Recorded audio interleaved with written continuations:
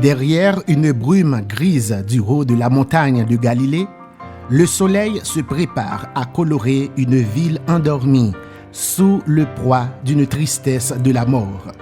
C'est là que Jésus a pris rendez-vous avec son cénacle, le plus intime auquel il a confié le message vivant de sa résurrection. Tout pouvoir m'a été donné dans le ciel et sur la terre. Ainsi, le monde ne cesse de chanter la gloire du ressuscité. Depuis 21 siècles, l'écho des chants de la résurrection ouvre les portes des maisons, ébranle les fenêtres des synagogues, scintille à travers les vitraux des cathédrales. Dans toutes les églises, les chrétiens de la terre chantent un hymne d'amour et d'espoir en l'honneur du ressuscité, le Christ Jésus. C'est ainsi que Edmond Louis Budry, un Suisse, nous a laissé un cantique sublime décrivant l'histoire de notre salut. À toi la gloire, ô ressuscité. Edmond Louis Budry est né le 30 août 1854 dans la ville francophone Vevey, qui est aussi une commune suisse du canton de Vaud, située sur la rive nord du lac Léman. Il a étudié la théologie à Lausanne, sur les bancs de la faculté théologique de l'Église évangélique libre du canton de Vaud. Cette église a été un détachement de l'Église nationale réformée. Edmond a exercé son office pastoral à Cully et à Sainte-Croix entre 1881 et 1889. Il a été aussi pasteur de l'Église libre à Vevey pendant 35 ans jusqu'à sa retraite en 1923. La célébrité du pasteur Edmond a été galvanisée par cet hymne plein de Dieu, composé en 1884.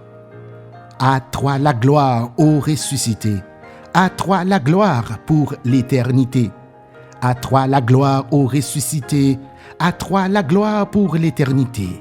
Brillant de lumière, l'ange est descendu, il roule la pierre du tombeau vaincu. À toi la gloire, ô ressuscité. À toi la victoire pour l'éternité. Brillant de lumière, l'ange est descendu. Il roule la pierre du tombeau vaincu.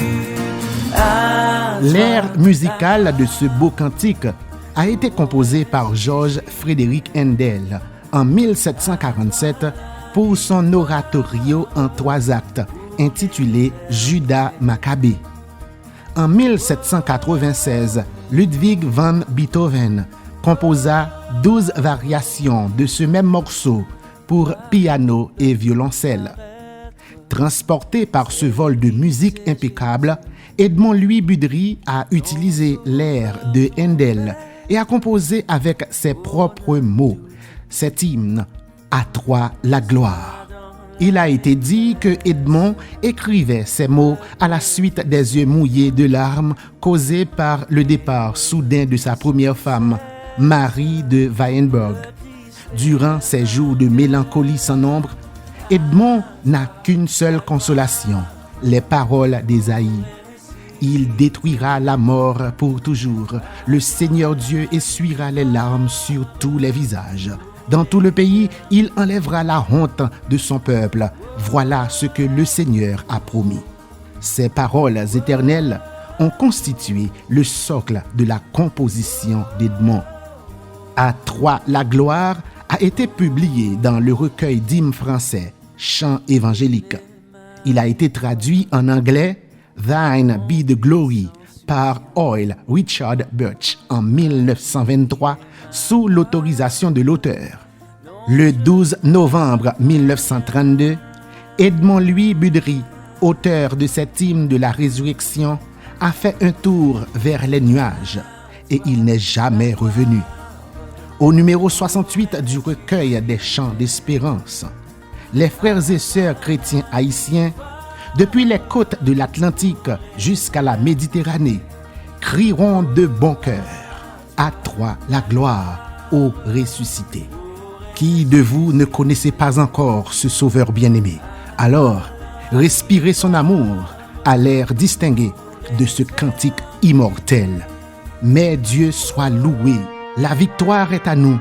C'est Dieu qui nous l'a donné par notre Seigneur Jésus-Christ, qui nous a délivrés à la fois de la peur de la mort, de la puissance du péché et de la condamnation de la loi.